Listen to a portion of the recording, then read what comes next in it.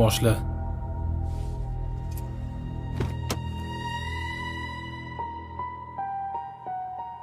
Xush kelibsiz. Endi o'g'limni ozgina erkaligi bor. Ko'tarish kerak. Haligi telefon ishlatmasa bo'lmaydi. Undan keyin o'zim ham tez-tez safarlarga chiqib turaman. O'zim bilan olib ketadigan odatim bor. Ha, aytgandek, o'g'limni o'ziga alohida xona qilib, ustozlarni ham alohida tayinlab bersangiz. Har kimni bolasiga qo'shilib yurmasin deyman-da. Ha? Endi bitta o'g'il bo'lganidan keyin har qancha erkaligini ko'tarar ekanmiz-da. Ha? Uzr aka. Siz talablaringiz biz maktabimizning tartib qoidalariga to'g'ri kelmaydi. Uni ustiga biz hamma o'quvchilarimizni bir xilda ko'ramiz. Endi siz u yoqni o'ylamang. Men so'raganimga yarasha berishni biladigan odamman. Kechirasiz. Gap pulda emas.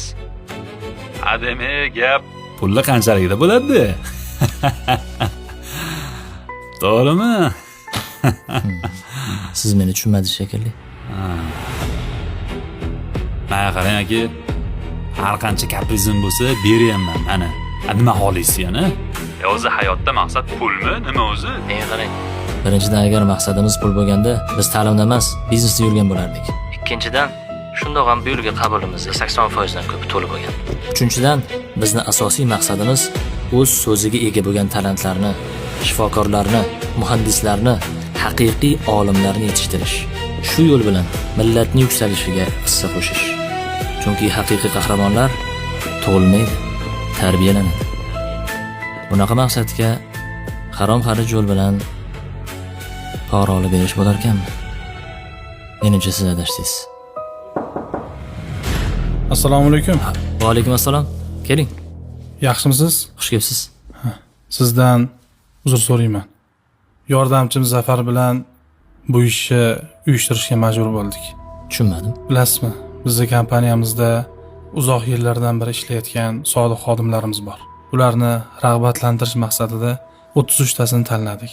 Bolalarini yaxshi maktabda o'qitib, pullarini to'lab berishni niyat qildik. Shuning uchun bizga sifatli, ishonchli maktab kerak edi. Endi gap farzand tarbiyasi haqida ketar ekan, ozgina sinab ko'rmasak bo'lmasdi. Shunga rozi bo'lasiz bizdan? Tushunarli. Zafar Azimovich, to'lovlarni 100% qiling. Bola imtihonga tayyorgarlik ko'raversin. Xo'p bo'ladi. Aytgancha, o'z aytganingizdek qahramonlar tug'ilmas ekan, tarbiya qilinar ekan. Sizni tarbiya qilgan ustozingizga rahmat. Baraka.